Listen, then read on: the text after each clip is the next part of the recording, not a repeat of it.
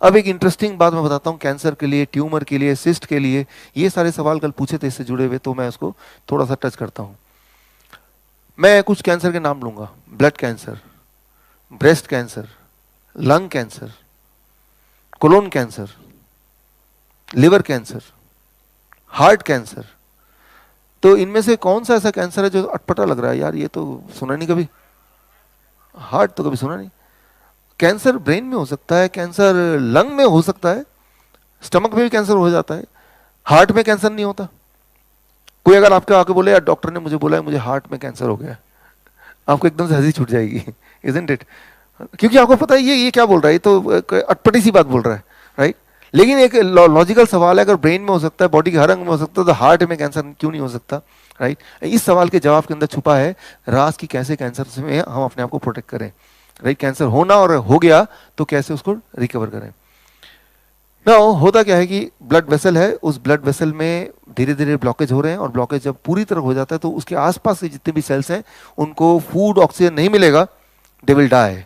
जब वो मर जाते हैं तो वो अगर स्किन के पास है तो वो काले काले लगते हैं, this means those are dead sales.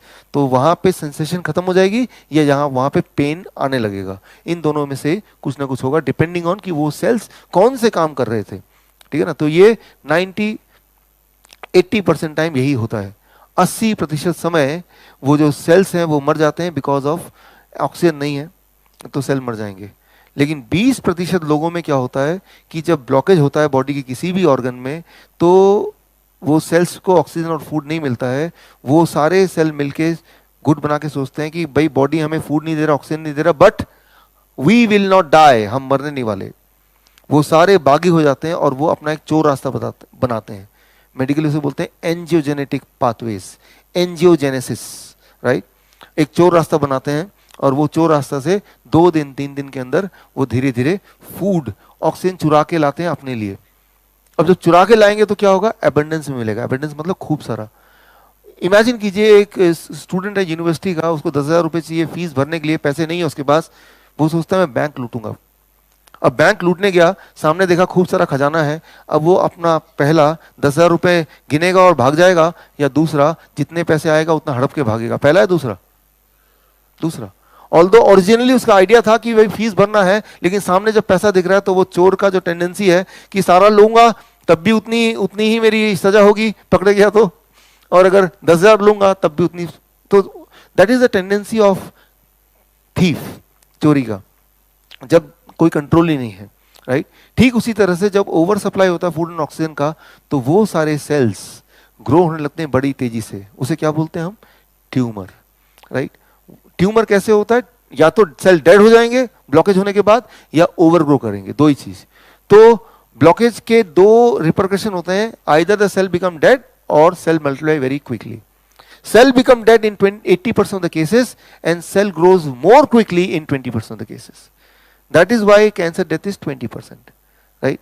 In humans, right? तो वो ट्यूमर बढ़ता जाएगा, और भगवान ने हर ऑर्गन के लिए एक जगह तय की है, निश्चित की है।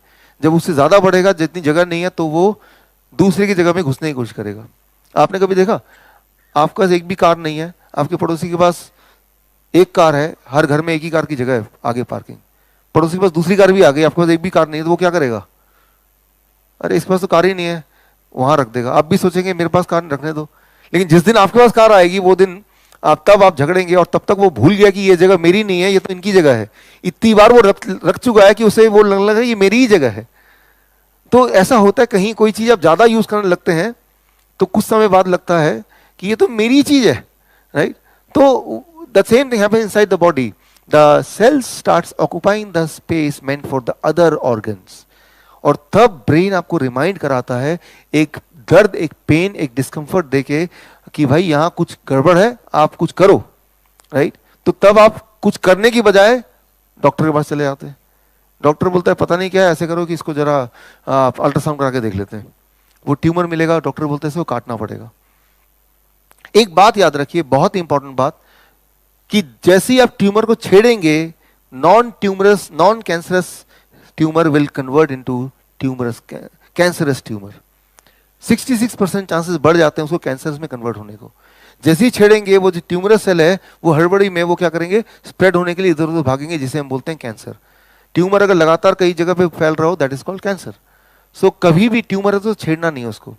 छेड़ना मीन्स ट्यूमर था उसको कैंसर बना रहे हैं, तो ट्यूमर को काटना, उसको निकाल के फेंकना, मतलब आप ट्यूमर को कैंसर में कन्वर्ट करने का रास्ता बना रहे हैं। That is very very important.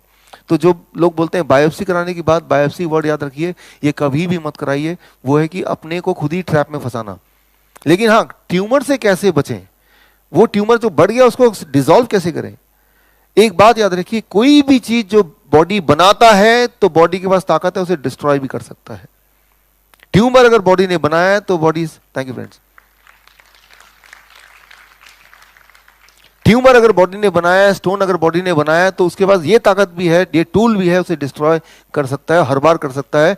और ये तो है ही है, मेडिकली भी ये Nobel prize winning science 1998, right, medically भी ये प्रूवन हो चुका है, हजारों बार प्रूवन हो चुका है कि बॉडी उसको डिसॉल्व करती है, ब्लॉकेज को बॉडी खत्म कर सकती है, ट्यूमर को खत्म कर सकती है, कैंसर सेल को खत्म कर सकती है। सिर्फ एक चीज करना है आपको, and that is called nitric oxide.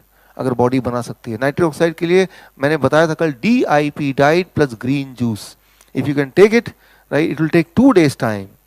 2 दिन का समय लगता है कि नाइट्रिक ऑक्साइड बॉडी में ज्यादा मात्रा में बनेगा।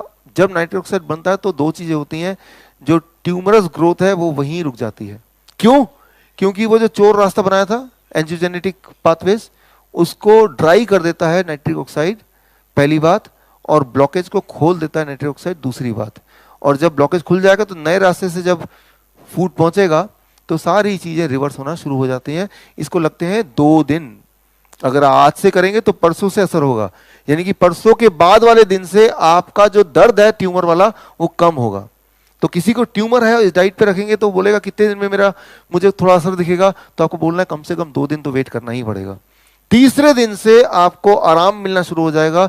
15 दिन, 20 दिन, 1 महीने बाद अगर दोबारा अल्ट्रासाउंड कराना ही चाहते हैं तो साइज आपको कम मिलेगा। हो सकता है वो पूरी तरह ना जाए, क्योंकि साइज के ऊपर डिपेंड करता है, बट वो जरूर कम मिलेगा। कम एज लॉन्ग एज वो पहले से आराम मिल रहा है, एज लॉन्ग एज पहले से छोटा मिल रहा है, यानी कि हम राइट ट्रैक पे हैं। टाइम लग रहा है, बट वो टाइम क्योर होने में लग रहा है, राइट, क्योंकि आपने अब तक इतना ज्यादा उस पर अत्याचार कर दिया, तो body will take its own time to cure. अब देखिए, हार्ट कैंसर क्यों नहीं होता? कितने दिन लगेंगे? 2 दिन, राइट। एंजियोजेनेटिक जो पाथवेज जो बनाता है बॉडी, नकली रास्ता, चोर रास्ता, उसके लिए भी 2 दिन लगते हैं बॉडी को। लेकिन आपके हार्ट के मसल्स 2 दिन बिना फूड के वेट नहीं कर सकता। आपके हार्ट के मसल्स ज्यादा से ज्यादा 20 मिनट वेट कर सकता है, after that it has to die, right. तो हार्ट के केस में कैंसर होने से पहले ही वो हार्ट अटैक से इंसान मर जाता है, राइट। तो हार्ट के पास लग्जरी नहीं है कि वो कैंसर से मरे, राइट। उससे पहले ही वो हार्ट डिजीज से मर जाएगा, हार्ट अटैक से मर जाएगा, राइट। तो ऐसा नहीं कि हार्ट कैंसर नहीं होता, लेकिन हार्ट कैंसर होने के लिए हार्ट को इंतजार करना पड़ेगा कि वो इंजीनियर रास्ता बनेगा, फिर फूड आएगा, ओवर कंजम्पशन होगी, तब ट्यूमर बनेगा। वो एक लंबा समय है, राइट। तो उससे पहले ही हार्ट के cells they die within few minutes, and that we call as heart attack. तो आप हार्ट कैंसर नहीं सुनेंगे, बिकॉज हार्ट कैंसर होने के लिए तो समय चाहिए, पहले ही हार्ट अटैक हो गया, वो नौबत ही नहीं आई कभी, राइट। लेकिन इस पूरी कहानी से ये बात आपको पता चल गई, चाहे वो कैंसर हो या हार्ट डिजीज हो, दोनों का जो कॉमन कॉज है, what is that? That is the blockage. Blockage हुआ तो ही दोनों चीज हुई। और ब्लॉकेज कब होता है?